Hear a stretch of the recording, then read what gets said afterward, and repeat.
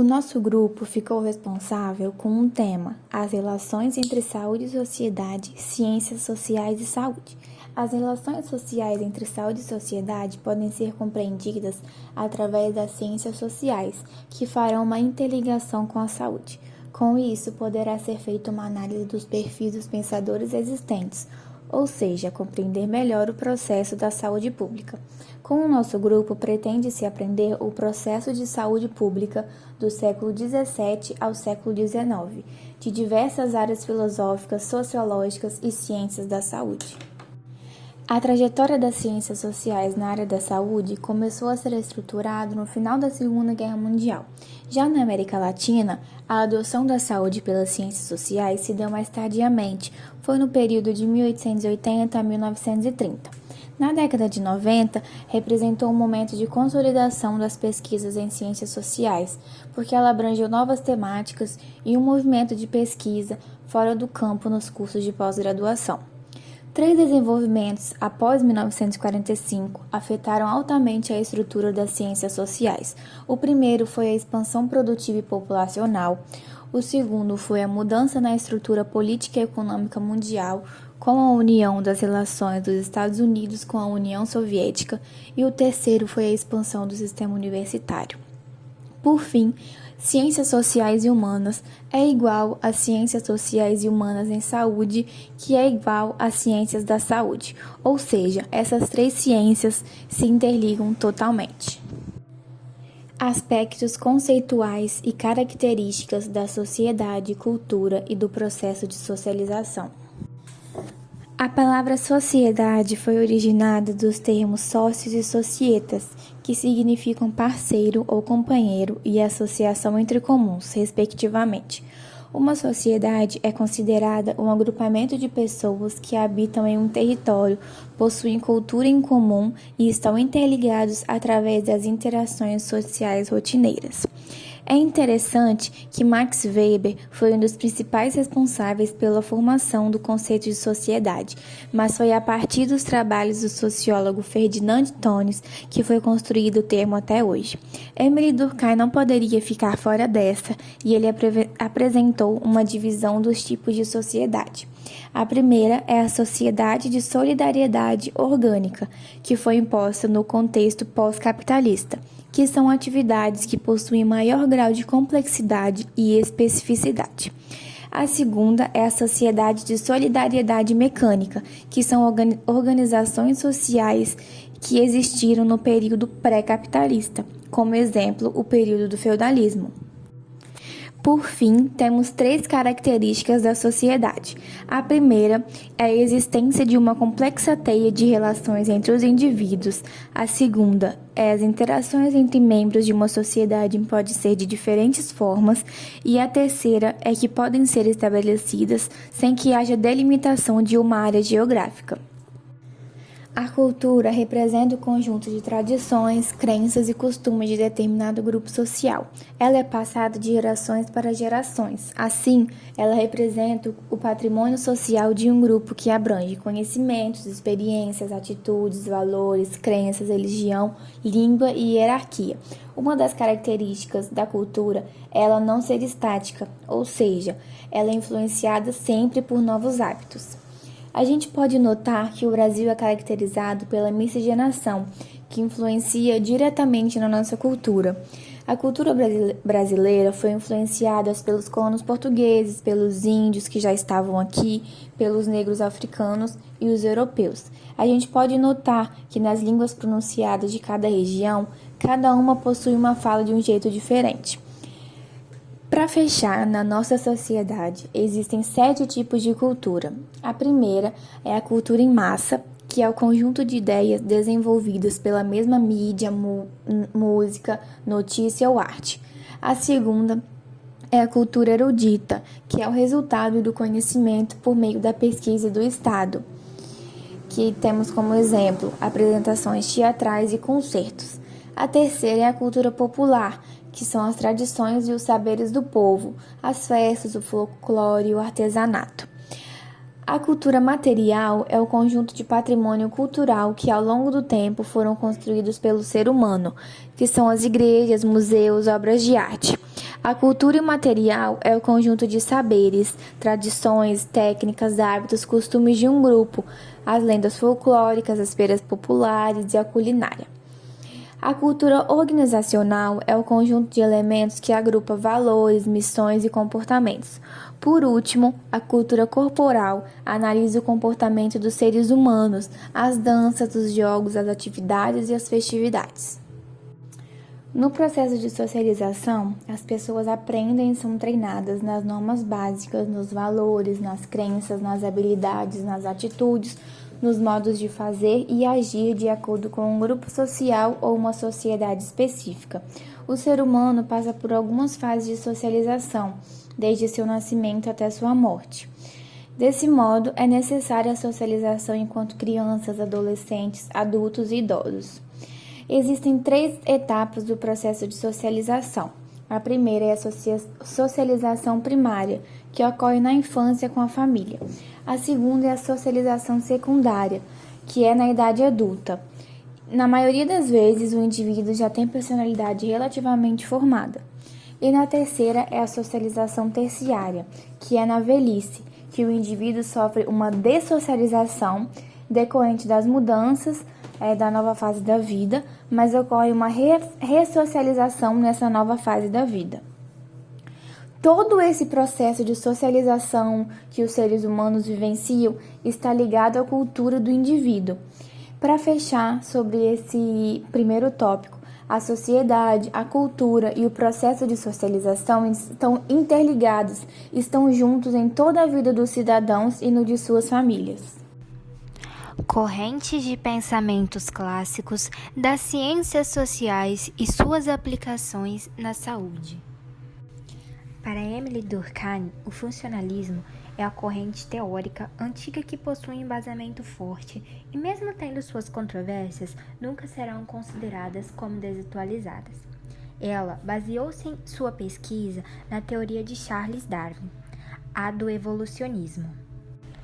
Em seu livro sobre das causas sociais e tipos sociais, ele enfatiza sobre o suicídio egoísta, o que diz a respeito o suicídio e individualismo religioso. Em seu livro, A Divisão do Trabalho Social, criado em 1893, as forças sociais colaboram para a anomia e o egoísmo. Auguste Comte. Quando se começou a medicalização da velhice no século XIX, Comte explicitava que o excessivo desenvolvimento da duração média de vida era devido a uma força do impedimento do progresso. Essa vista positivista amplia ideias e analogias designadas à velhice. O ideal do pensamento de Auguste Comte foi, acima de tudo, promover uma estruturação do conhecimento que servisse de base educacional do homem e que levasse a humanidade para um estágio mais avançado de convívio social. O positivismo pode ser considerado uma filosofia relativa à prática de um lado, o experimentalismo sistemático e, por um outro lado, também é visto como anticientífico quando abrange todo o estudo por causas finais. Karl Marx e o materialismo histórico dialético. Para Marx, o marxismo considera que o conflito de classes, produto das contribuições entre as classes sociais, que movimenta as transformações da sociedade.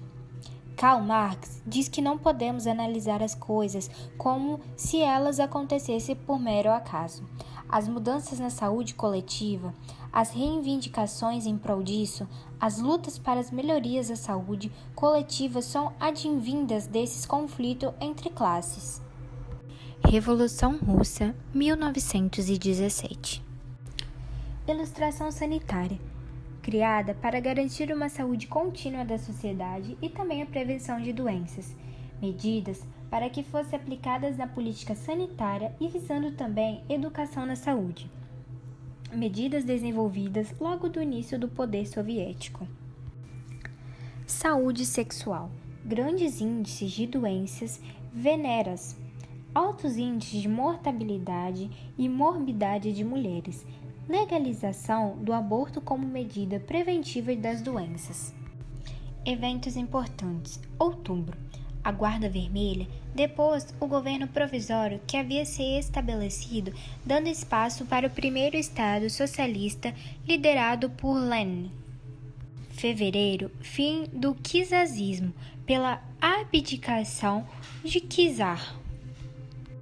Czarismo, marcado por grandes crises sanitárias e sociais, época cercado por epidemias ligadas mais diretamente na população civil, marcando presença da fome, presença de doenças como cólera, tifo, escorbuto, malária. Max Weber e racionalidade.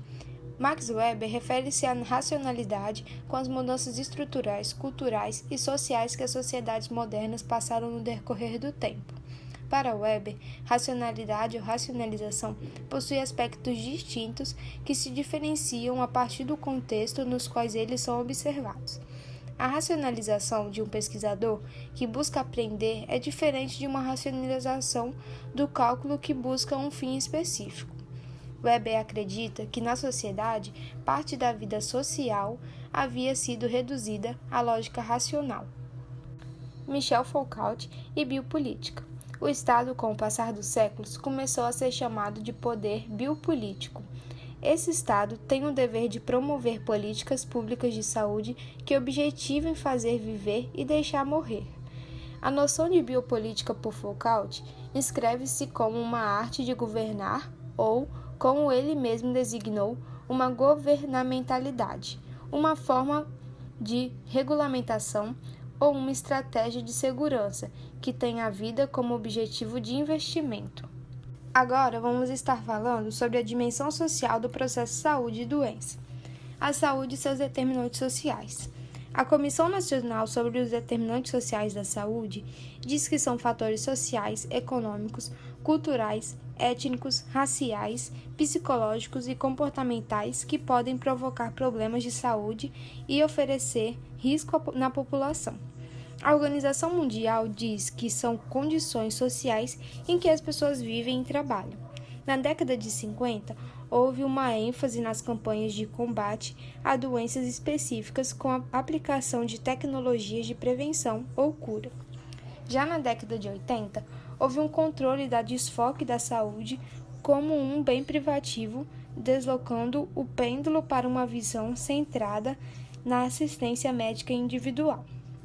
Década de 90 dá um lugar a um destaque nos determinantes sociais, que se afirma com a criação da Comissão sobre os Determinantes Sociais da Saúde, da OMS, Organização Mundial da Saúde.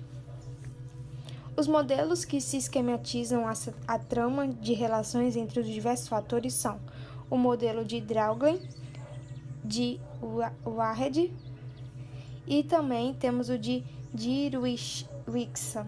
Desculpa que esses nomes são bem difíceis. Eles dão destaque à estratificação social gerada pelo contexto social que confere aos indivíduos posições sociais distintas, as quais, por sua vez, provocam diferenciais de saúde. Por último, vamos falar sobre Sociedade e Sistema Único de Saúde, ou como nós conhecemos, SUS. Ele foi criado em 1988 e baseia-se nos princípios da saúde como um direito do cidadão e um dever do Estado. O objetivo dele é prover uma atenção abrangente e universal, preventiva e curativa.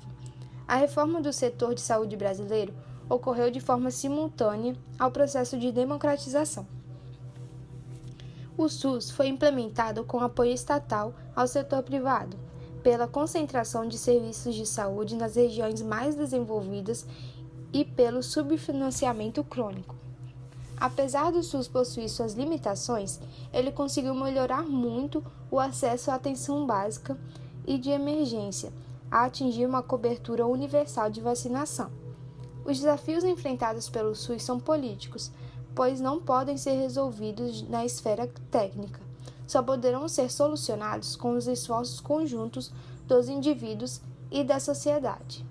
Alguns dos desafios futuros do SUS são a reforma de uma estrutura de financiamento, com vistas a assegurar a universalidade, igualdade e sustentabilidade no longo prazo, a renegociação dos papéis público e privado. Concluindo esse vídeo, nós podemos observar que em cada momento histórico vamos poder obter e também refletir a total influência social e cultural para que haja o desenvolvimento necessário.